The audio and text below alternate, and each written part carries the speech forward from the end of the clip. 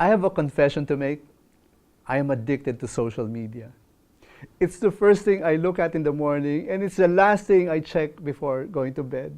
On my way to work, I keep checking on my phone. While in the office, I have a browser on my computer open to my favorite social media platform. I don't know, hindi ko mapigilan ang sarili ko. I just get a high, no? Every time may nagpa-pop up na notification on my computer. I get this rush every time I see, interesting piece of news that gets shared to my social media profile. Am I an addict? Maybe. Alam mo, dati addict ako sa sigarilyo. I was smoking 3 packs of cigarettes a day when I was very young. Buti na lang I was able to quit cold turkey. Now, these experiences give me a bit of insight into how people get addicted. I may not fully know what it must be like to be an addict, but I can certainly sympathize with them. It is said that 1 in 10 people in a population develops addiction of some kind. Not all addictions, of course, involve drugs, Some people may be addicted to alcohol or painkillers or pornography or to the adrenaline rush, Anything that gives a person intense pleasure can be addictive. So also are things that help relieve intense pain. They can be addictive too. When you've lost control over your pursuit of pleasure or pain relief, when you can no longer function normally without it, you're probably addicted to it. It's not a pretty good way to live a life.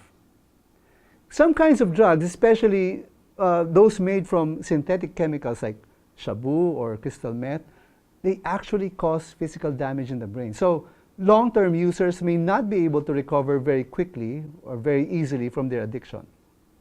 But recent research on the nature of addiction found out that a significant element why people get addicted is the sense of isolation. Yung pagka nag-iisa yung isang tao, when one is disconnected from people who love them, the pursuit of pleasure or escape from pain becomes the only means to feel fully alive. And so, addiction takes root. The implication here is that while waging war against addiction may work, we must also consider other ways to help restore people from their addictions. Perhaps we should think about showing love to them instead. I believe love is a powerful instrument in the fight against addiction of any kind.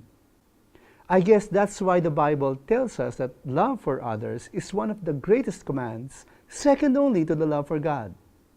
The Apostle Peter even emphasized this in a letter he wrote to the growing community of believers. He said, "Above all, keep loving one another earnestly, since love covers a multitude of sins."